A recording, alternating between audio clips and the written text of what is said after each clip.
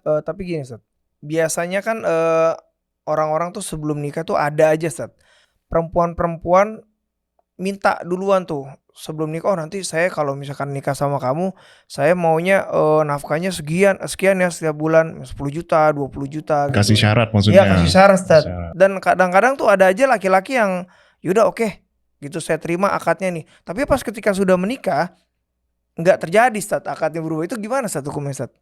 Dalam hadis Nabi SAW, al-muslimuna ala syurutihim. Setiap muslim harus sesuai dengan syaratnya.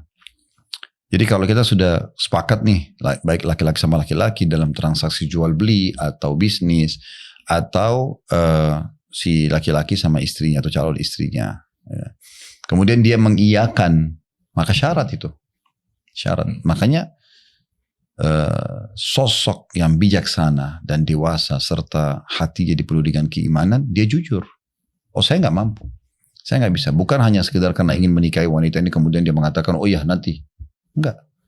Ya, dia harus bilang memang saya nggak punya kemampuan. Income saya pada saat ini sekian. Kalau nanti misalnya Allah Subhanahu Wa Taala membukakan saya pintu rezeki, saya akan naikkan lagi. Saya akan naikkan lagi. Nah seperti itu dari awal kesepakatan. Itu poin dulu. Tapi poin yang lain, seorang laki-laki juga harus lebih jeli melihat. Kalau ada sudah wanita seperti ini permintaannya, ini belum menikah aja sudah tuntutannya besar, ya kan? Ya sebaiknya jangan melangkah. Sebenarnya jangan melangkah karena nanti akan ada beban-beban gitu kan, yang akan beban-beban yang sebenarnya mungkin tuh di atas kapasitas dia. Betul. Beda kasusnya kalau misalnya seseorang itu mampu. Ini kita pisahin beda kasus ya. Seorang wanita ini memang dasarnya hidup dari keluarga kaya dari awal.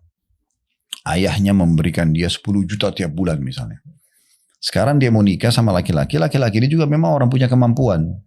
Dan perempuan ini dia merasa setelah dia hitung karena sudah terbiasa sekian belas tahun hidup sama orang tuanya memang begitu pemenuhan kebutuhannya. Maka dia memberikan syarat tapi dengan cara yang santun dia mengatakan misalnya saya biasa dikasih oleh ayah saya sekian. Atau ayahnya mengatakan saya biasa memberikan anak saya bulanan sekian.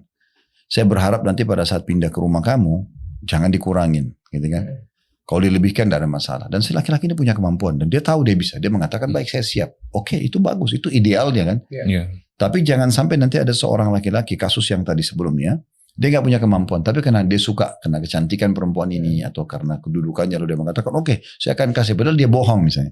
Dia nggak bisa. Nah ini kasus yang berbeda nih. Nah kalau kasus pertama, dia hanya berbohong saya si laki-laki ini. Yang penting dia nikah dulu lah, gitu kan. Bahkan kadang-kadang sering kali, pernah saya temukan ada kasus begitu. Untuk menunjukkan, kebetulan wanita ini karena orang kaya, dan itu kebetulan punya hubungan kerabat dengan kami. Si laki-laki ini datang meminjam mobil temannya yang sangat mewah sehingga mungkin pihak orang keluarga perempuan ini melihat oh ini orang mampu seolah-olah terlihat kaya. Iya, padahal itu mobil pinjaman. Datang dalam mobil Mercy, mobil Alphard, mobil apa. Jadi pihak perempuan lebih percaya dan oh berarti ini orang bisa memberikan nafkah gitu kan. Padahal setelah nikah orang itu cuma naik motor biasa dan sering terjadi clash dalam rumah tangga setelah itu sampai bercerai. Nah ini berarti kan kasusnya terjadi kesalahan si laki-laki. Dan apa tujuannya, apa manfaatnya dia pada saat sudah menikah, dia dapat wanita yang dia sukai tapi bercerai juga ujung-ujungnya. Kan lebih baik dari awal sebelum terjadi interaksi biologi, sebelum muncul kasih sayang dan cinta, udah jangan melangkah. Itu orang kalau bijaksana kan gitu. Nah itu kalau kasus yang pertama. Jadi dia kalau dia mengiyakan dia harus penuhi, kalau tidak dia berdosa. Karena orang muslim sesuai dengan syaratnya. Nah beda dengan kasus yang kedua. Si laki-laki mampu, perempuan memberikan syarat dan dia sudah mengiyakan. Tapi setelah berjalan rumah tangga dia tidak mau menjalankan padahal dia mampu. Ini juga berdosa juga si laki-laki ini. Ya. Dia harus penuhi itu. Ya. Dan nasihat untuk semua laki-laki. Kalau mau memunculkan loyalitas dari seseorang, terutama istri, tetangga bantal gitu kan. Maka harus royal. Royalitas memunculkan loyalitas. Masya Allah. Ya.